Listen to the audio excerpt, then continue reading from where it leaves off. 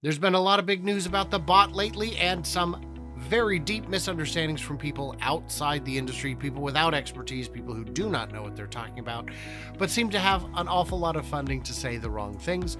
Fortunately, I've got some experts on hand. Scott, who you can find on X as @GoingBallistic5. Dr. Scott Walter is a roboticist, an expert, spent decades in the field working on the actual kinds of products we're talking about. I trust his insight quite a bit, and that is why he is joining me. I'm Brian. Welcome to Futuraza.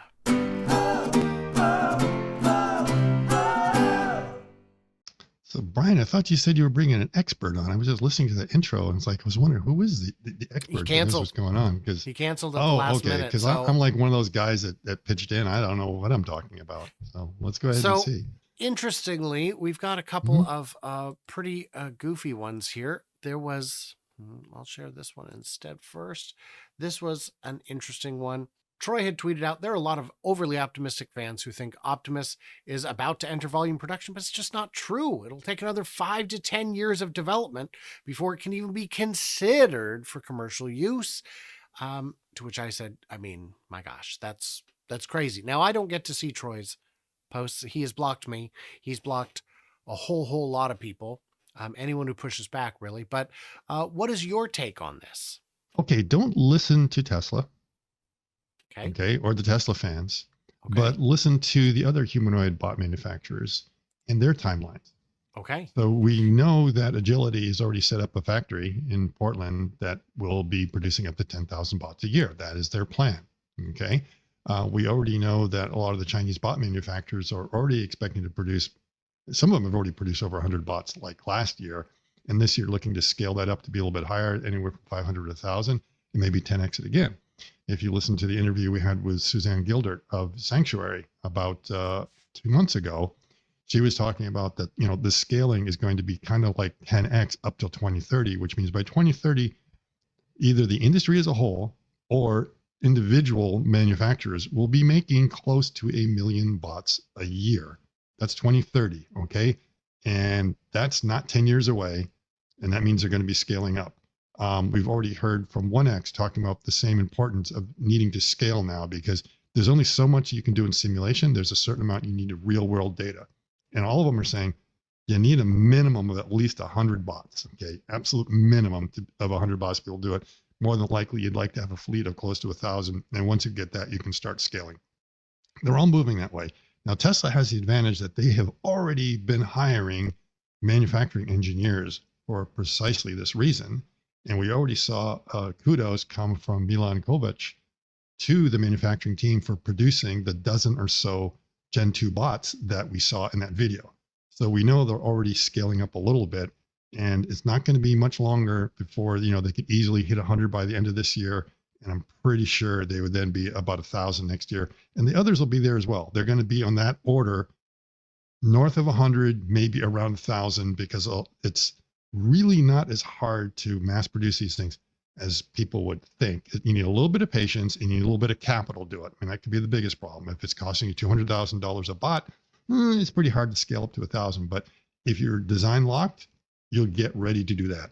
And all of them are confidently saying that they're like a year or two away before they really start cranking them out in much higher volumes. So again, don't listen to me. Don't listen to Troy. Don't listen to Tesla. Listen to the industry in general and where they are. And remember, a lot of these people have been around before Tesla bot. A lot of them started like 2015, 2016. They've been working at it for a while. Well, what I would push back, if I was going to take the more cynical view, is I would say, look, there's everyone in autonomy said it would be solved by 2020. And I mean, everybody. And I guess one difference would be that autonomy was a brand new field. There were no 20-year veterans, 40-year veterans, where with robotics, they've been in industrial applications for 60, 70 years? Yeah, but the other thing about autonomy is it has kind of been solved in certain special use cases. So you're already seeing like Zooks and others that are able to run around these campuses and stuff like that. So if you really geofence these things and keep them within a sort of limited area, they work. So, FSD and autonomy works absolutely great on the test tracks. The real world gets a bit tricky, right? Now, are these bots going to be in, mass deployment running around the streets next week or something like that? No, but they will be in a more controlled environment, like the factory environment, where they are doing tasks which are very repetitive, and they're and going to rules start there. bound. And And rules bound, exactly. so in autonomy, I would compare that to, we saw there are autonomous trains, there are autonomous Hmm. subway shuttles, there are autonomous mining trucks because Yeah. you can control the Since the environment. 1980s in Detroit, they finally put in a mass transit system called the People Mover, and that was like, I don't know, 1982, 83, somewhere around there. They built that thing fully autonomous. There's no driver. You go to the airports, well, those shuttles Oh fully yeah. autonomous. Oh It can yeah, be for done. Okay. ages. Yes, for ages. It's just that it's a very limited, very narrow use case to make sure everything's all right. It'll be the same thing with the bots. I tend to agree. So what I'm looking at on this next one here, Troy had said, at 44 seconds, you can see that every move it's done is being controlled. The robot just copies. This suggests the software is 0% complete. Now, Complete. 0% complete. Now, I would point out that Troy did apparently delete this post. I, again, don't After get it was to... pointed out that in the video, it explicitly said, this is how it's trained. We use teleoperation. And they showed, yes, right there, I push back. Yes. And yes, exactly. And, So it's, mhm, yeah. And how did that work out? I'm sure Troy reacted nicely, I'm sure. yeah. Yeah, So you've been blocked as well, I assume, I've right? been excommunicated. Yes. Yes. The block list is long. Tesla Boomer Mama, Jeff Lutz. I mean, Yes. Yes. anyone Yes. who has said And nice things it was about... probably my snarky last sentence that pushed him over the edge. I know this because I don't spend my days counting cars in parking lots. Zing. But you know what? You have to get pushback. If there are people who push back on my assumptions all the time, and Mhm. sometimes I agree with them. Sometimes I learn new things. And if you wall yourself off from people who know more than you, I mean, to speak as an authority on robotics and then block roboticists is bad form.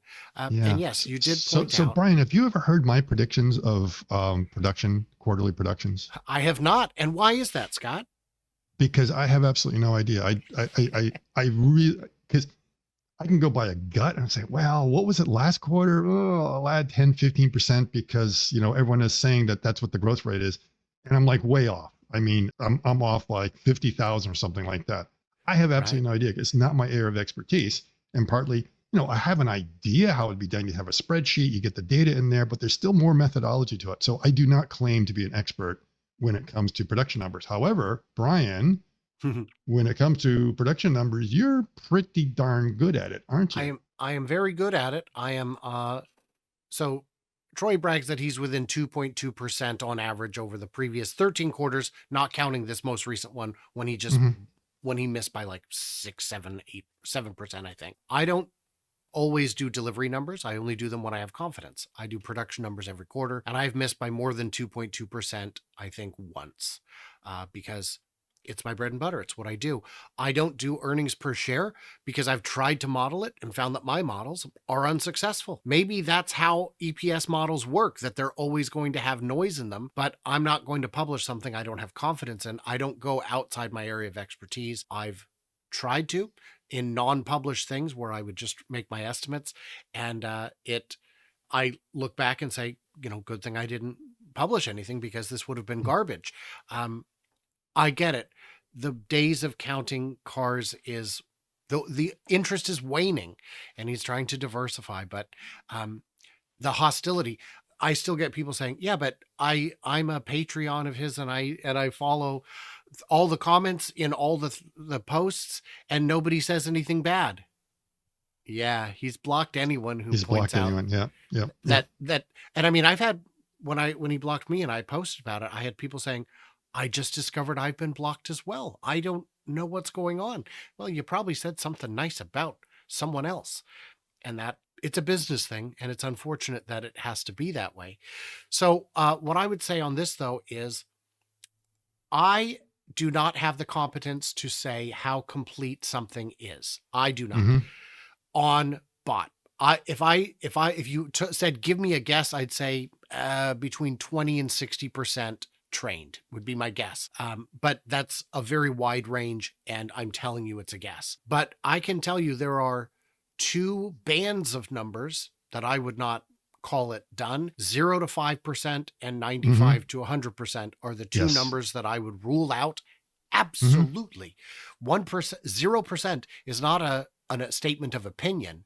That's a statement of fact, because there's no wiggle room in 0%. So Yes, I agree. That is not a number to put down there because we've already seen it can do something. And it's north of 0% for sure. And it's south of 100%. And that's about as confident as I would be with the numbers. And I'd say it's not like it's at 1 or 2%. It's more than that. We're already seeing it. And of course, the question is, what does complete mean? Because software is never complete. So you have to look at it as like complete versus what you would call like the MVP, the minimum viable product, right. and how close you're there. And then it's going to improve and improve and improve and become 10 times better, which means you can say that over time, in the limit, you can say, yep, it's 0% complete. Because if I compare where it was today versus where it's going to be 20 years from now, it was clearly like 0.1% complete with what we're about to see up there. But based on what's going to be needed to go out, they're way beyond 0%. It's already walking. That's a software problem. It's already able to pick things up. It's already got these other things, the input that's going on there, way beyond that. And so that is a ridiculous statement to even offer that up as a number. And of course, it was immediately moving the goalposts, post deleted, and then now it's 10%. Now it's 10%, So, which yes, is now, 10% more believable than the first yes, post, but yes. not more than that. The other pushback I've seen from people arguing in good faith is that, well, maybe he means the 5 years, not the 10, and maybe he means for sale and use outside the company, because can we really call it a commercial product if it's not being sold? And my argument to that is Tesla bought Grumman Automation in order to bring those robots in-house. They don't sell those robots. Those are still commercial robots. Those are commercial machines performing commercial tasks. That still counts, right? And the other thing I think counts is that I've never looked at Optimus from the beginning as something that they were making money on by selling it. That was a potential outcome. The whole idea was to increase the EPS, right? You talk about this formula, it's very, very difficult.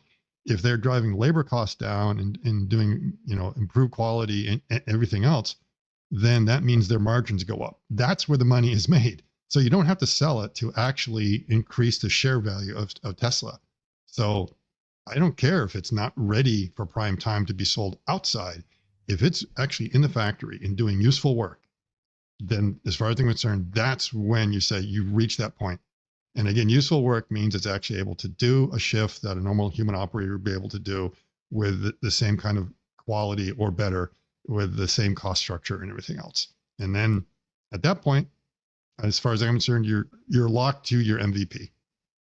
Now, I would point out that, and I know this is controversial, but my kids gave me an MVP trophy for Father's Day, and I now realize what it actually meant was minimum viable parent. About product or minimum viable parent. So yeah. Okay. It's a little more hurtful, but I'll talk to him. Maybe I'm misunderstanding that. In the comments, you can tell me, did I misunderstand that? Because that's obviously very, very important for us to get out of the way and sorted. What you were saying is that minimum viable product can be different for different manufacturers. There are companies who have already reached that level, who are already scaling production. The idea that somebody is going to start mass producing bots in the next month or two, but Tesla is not for 5 or 10 years, defies reason to me. Yeah. So in the comments, what do you guys think? The questions I would want to hear from you guys is, what is your idea of a minimum viable product? When does this, what counts as a commercial use? Does it have to be sold? Does it have to be doing, how many hours of labor does it need to replace in order to count? As one additional reminder, there is the big Tesla Michigan Owners Club meetup, June 15th and 16th. 15th is the big day. 16th is the bonus plaid day, where we will have amazing guest speakers, including Dr. Scott Walter, including myself. I'm on here somewhere. There I am. And Sandy Munro, many, many others from around the world, but mostly from the Midwest. So that's kind of fun. We will have a great time. There'll be food and all kinds of things to do. And what's really fun about these events is you get to meet all these people in person who only exist online. And and by the way, if you have like an X account, a Twitter account, maybe make a shirt out of it. Those are so much fun because people go up and they're like, oh, I do know you. I just thought you were a Yeah. tiny little icon. Yeah, and if you have a Tesla, make sure to bring it and sign up for the light show because Sign you up. want to go for the world record. And we've got Simon from Tesla Light Shows who has designed it, and who's actually going to be flying into Michigan a week or two in advance, right after the Austria show, to see the location and get it all dialed in. And the Owners Club in Michigan has given him free reign to design it to his wishes. They're not saying, no, we want XYZ. They said, we want the best that you can make. And he said, this is it, baby. Yeah. And again, if you want to support the channel, you can. The people saying terrible, crazy, dumb things are very well funded, and I'm less well funded. But that's okay because I'm here and I'm enjoying the journey either way. So yeah, what did we miss? What did we misunderstand? Leave it into the comments below and stay tuned, stay juicy. And I cannot wait to hear from you, clever robots, on the flippity flop.